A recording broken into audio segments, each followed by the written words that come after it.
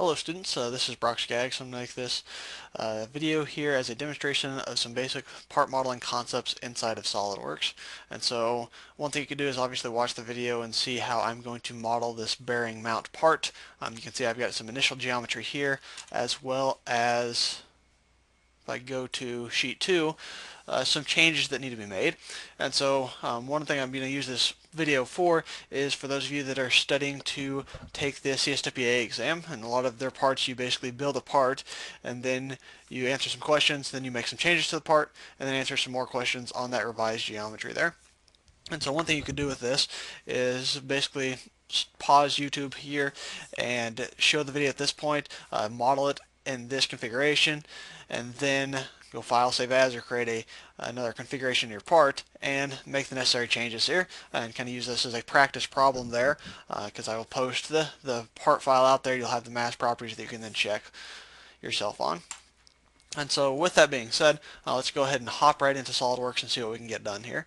But before we do that, let's check a quick bit here. It is in millimeters for the length unit, and our material is leaded commercial bronze. So we'll go ahead and set that step up first inside of SolidWorks. And so I'm just hopping into a part file here. I'll change my units in the bottom right from IPS to MMGS. And then we said it was leaded commercial bronze as the material, so I'll go ahead and do that as well. So I'll right click, I'll go edit material, and bronze is under the copper alloys. Oops, missed there. Here's the copper alloys, and we should have leaded commercial bronze here. So that looks good. Alright, so now back to the drawing. And so one thing you'll want to take note of is the orientation when it's in the isometric view, because we'll need to match that, and we'll also need to match where the origin location's at. Here you can see I've placed the origin right in the midplane of the part there, and at the very bottom edge here. And so my base feature is going to be this slot. I've got the slot, and it's got a length of 100, it's a width of 40 all the way across, and a depth of 15. And what I'm going to do is I'm probably going to hold off on putting in the cut slot here as well. The reason being is because if I toggle to the sheet 2, notice one of the things that's changing here is this slot here, that slot cut, is being replaced with looks like a counterbore hole there. And so one thing I'm going to do is make this slot cut as a different feature. That way I can either delete the feature or suppress the feature in order to replace it then with the counterbore hole. And so that's some of the things that you need to be thinking about a little bit as you prepare to make the changes that are going to be coming up in the CSWA exam. And so let's go ahead and create our base feature here. And so I'm just going to create a sketch on the top plane there. I will now go to a straight slot in my sketching toolbar, create my slot, and here I'm going to add a geometric relation to make sure we're on the midpoint there. And I'll toggle back here. It does appear that the width of the slot is 100 millimeters, and so I'll right mouse gesture there in order to define my 100 millimeter width there. I've got 40 millimeters for this dimension here, and 15 millimeters for the height. And so as always, have a nice fully defined sketch here, and I'll go straight into the features, extrude boss and base, and go up my 15 millimeters here.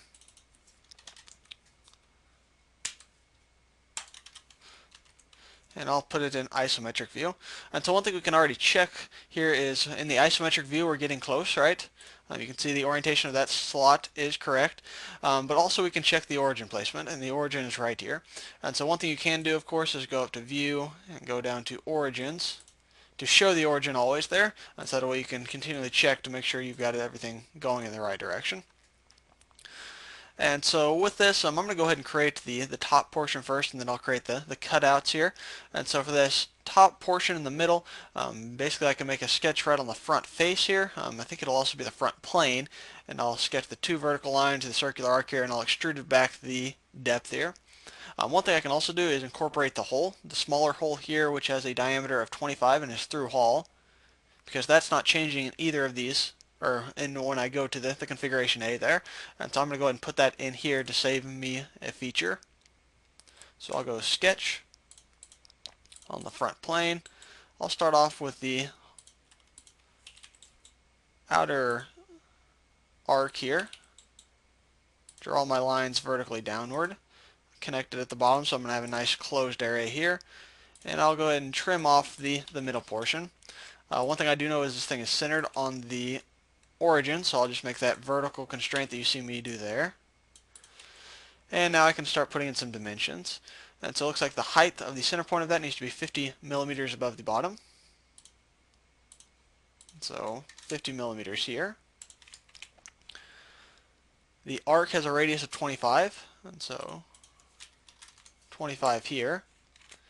And that through hole diameter is 25 millimeters there. And so I'll right mouse gesture, go 25 millimeters here. And I believe that is a nice fully defined sketch for us, exactly what we're looking for. And so at this point I'll go back into extrude. And here I'm not going to put in a blind depth, just in case I ever have to change the width of my slot and want it to this extrusion to follow with the slot width. And so I'm going to go up to surface here.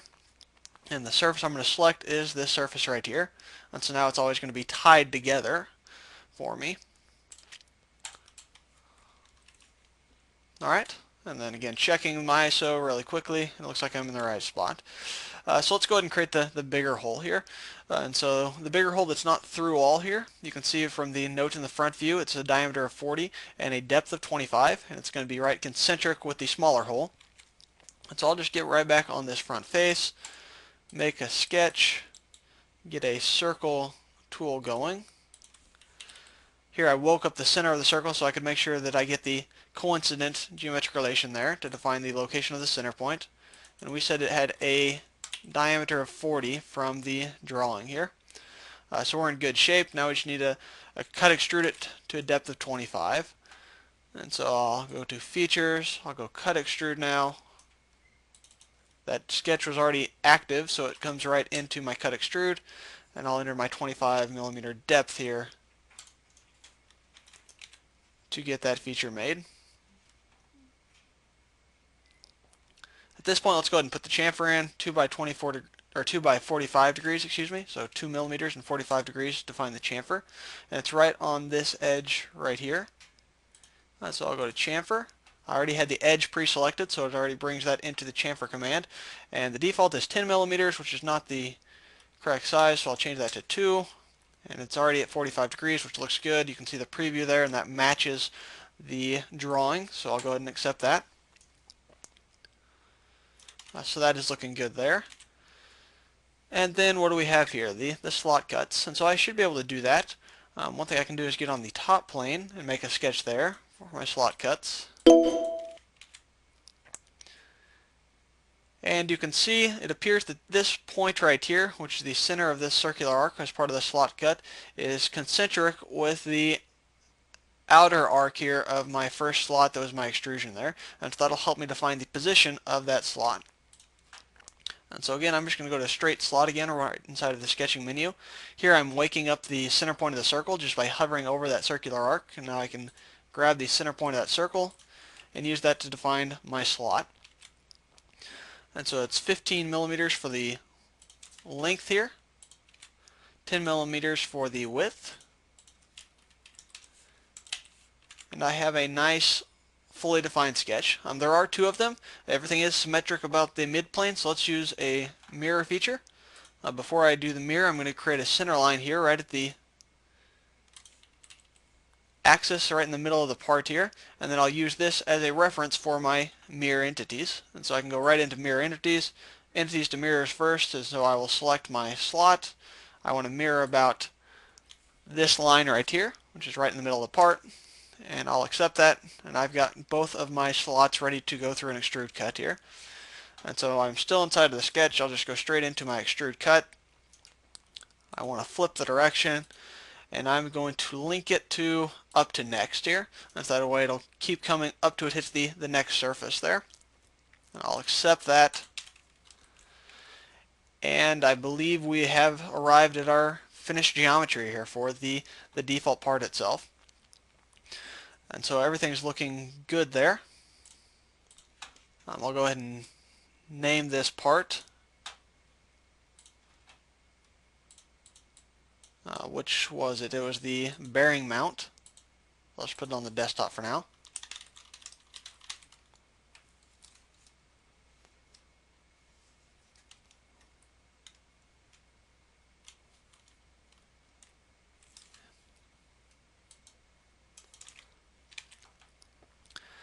And so let's check the mass properties here, make sure we arrived at where we needed to be. 1,237.35 grams, yes, 0 for the X, 22.80 for the Y, and negative 21.04 for the Z direction as far as center of mass locations. And so I believe we've arrived at the correct geometry here. And so if you're taking the CSWA exam, they might ask you to select the mass from a list of multiple choice questions, and similarly with one of the coordinates of, say, the center of mass as well there. And so you do that, then it might say, okay, make some changes to the part. And so those changes could be something like this. And so here you can see we've added a couple ribs on each side there. We've also removed the slots and created the counter bores here. And we've, looks like, widened the part a little bit, and also we've got a cut down here in the bottom. And so quite a few things happening. And so one thing you can do if you're not comfortable with configurations at this point is just go File, Save As, create a bearing mount config A part, and just do all your changes in there. Or if you're really comfortable with configurations, one thing we could do is just leave the default. We'll right click and go Add Configuration, and call this Configuration A. And yes, we'll link the display states, is fine. And then I can make all my changes here. Again, that does not necessarily need to happen. You can just do a File, Save As, and do all of the work inside of the new part file. But just so I can condense everything into one part file, I'm going to be using configurations. And so one thing I need to do is remove the slots. And so the slots were my last feature here. And so I'm just going to right click on it. And since I'm using configurations, I'll go Configure Feature.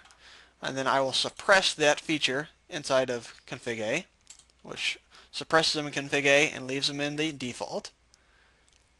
And so now that I've got config A active, you can see it right here. I'm going to start actually creating the geometry that I need here. And so one thing I need is that 40 millimeter width cut here. And so let's go ahead and do that. And so I'll get on this front face, I'll sketch. And so what does that appear to be? Okay, so this arc here appears to be concentric with all these arcs here, and I believe the center point is going to be right here. And so I'm just going to start with that. I'll go ahead and draw my circle here, and then here I'll draw the vertical lines. So I'll start this way, and just getting the shape before size mantra here. You can see me making sure both of them are vertical. I'll make sure they're coincident with the bottom edge here. Draw my horizontal line there to close off the bottom, and then I'll trim out most of these circular arc there. And so at this point, it's a little hard to see probably, but I need to tell that line to be centered about the origin, and so that's where I've got the midpoint tool active. 25 was the overall height you can see, and so I'll just smart dimension this edge as having a length of 25, and then I've got 40 millimeters all the way across here for that dimension. And so you can see the outline in my sketch, and that looks pretty close with the outline in the drawing there, so fairly confident I've got that going correctly. And so this is going to be a extrude cut, and you can see it goes through all. Here's the hidden lines going all the way through the part there. And so I'll just go extrude cut, and I will make the direction through all there. And so first feature is done. Another thing we have to do is widen out the part here. I believe that original dimension was 100, now it's 125. And so in configurations, you can select or double click the feature, get the dimensions to show up. I'll right click the dimension that I'm going to change now and go to configure dimension. And in the config A, I want this value to be 125 instead of the original 100. And so I have now widened the base of this thing out. So with that being done, we can go ahead and let's say create the ribs first. And so the ribs, there's 4 identical ribs, if you will. They're just symmetric about the midplane here. And so I'll go ahead and create this rib right here on the right hand side. And so what I'm going to do is get on this front face and make a sketch.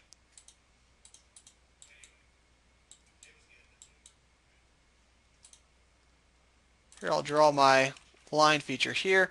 One thing I could do is just draw the line feature and define it, and then use the rib tool, or I could just use the usual boss extrude. Here I'll go the simpler route and just go boss extrude. And so 35 millimeter is the width here.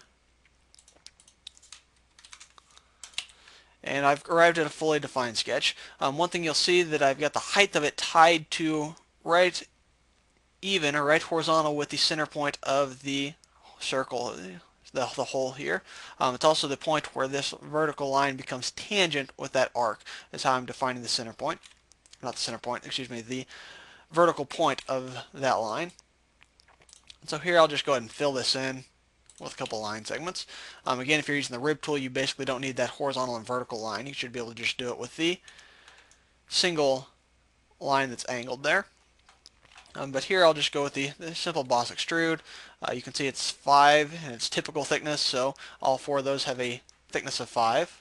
So I'll just reverse the direction, go 5 here, and I have that going for me. And so one thing I'm going to do is start to pattern a little bit, or I guess in this case actually mirror. But here I've got a plane right here in the middle that I can mirror this about to go and create a equivalent one on the left hand side. So I'm going to go right into mirror. Notice I have the right plane selected, so it automatically grabbed that as my mirror face or plane. The feature is just the boss extrude 3 there, which is the rib-like feature. And I've now mirrored it across to the other side. Now we need to do that again, except for in the Z direction. If you look, you can see that I don't have a plane right in the middle of my part. And so what I'm going to do is I'm going to go create a reference geometry plane. And I will select this front face and the back face. What that's going to do is create a plane that's right at the mid-plane region between those two. It's parallel to both, and it splits the distance between them evenly, which is exactly what I want, because now I've got this plane 1 that, again, I can go to mirror tool, select my plane 1 as my reference, and then the features that I want to mirror will be the boss extrude 3, which is the rib on the right, and the mirror, which is the rib on the left. And so as you can see, I create my geometry very easily there and very quickly because I'm not having to re-sketch that triangle over and over again. And so that's one thing to take advantage of when you're modeling to increase the speed at which you model.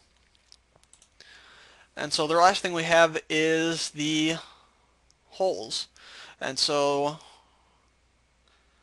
we could do this either as a hole wizard, we could do a couple of cut extrudes, or we could do a revolve cut there. I can think of 3 different ways to create the holes itself. Here it'll take a little bit longer. Let's go ahead and just use the 2 cut extrudes, just because that might be the simplest way to do it. And so one thing we could do is come in here, we could wake up the center point of the circle, define our through hole depth of 17.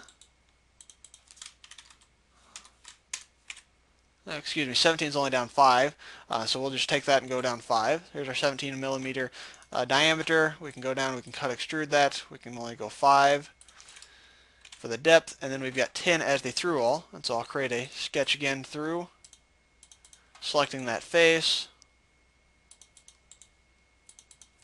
It's a diameter of 10 for the through hole. I'll go into extrude cut and make it through wall as the value. And so that gets us the counterbore geometry. Again, it's just a matter of mirroring that across the midplane in order to create it on the left-hand side. So I'll select the right plane as my feature to mirror about, and then for the features to actually mirror would be the 2 holes, cut extrude 4 and cut extrude 5. You can see I've loaded into the dialog box. And clicking OK mirrors that across the midplane of the part to arrive at the finalized geometry. And so with these counterbore holes, that's probably the simplest or crudest way to create those, is just 2 cut extrudes. As you can see, it creates the geometry easily. But I would encourage you to also investigate using a revolve cut to create that, as well as a hole wizard feature as well. Both those would be able to condense cut extrude 4 and cut extrude 5 into a single feature and kind of condense down your tree a little bit. So just be aware of that. That might be a little quicker way to do it. But again, if you're under the gun in the CSWA exam, sometimes just getting you to the correct geometry, the easiest way that you see fit, might be a little better, as opposed to struggling with a feature you're not really comfortable with for 10-15 minutes or so. And so let's go ahead and check this Now I've got a mass of 1219.34 grams, which is good. 0 for the X, 24.03 for the Y, and negative 21.06 millimeters for the Z direction. And so that looks correct. And again, since we did it in configurations, now we can go toggle between the default and config A and switch back and forth between the geometries. And so we have now successfully created this part. And so thank you for watching the video, and I hope this helps you gain some experience in modeling inside of SolidWorks and helps you kind of grow your abilities there. Thank you again.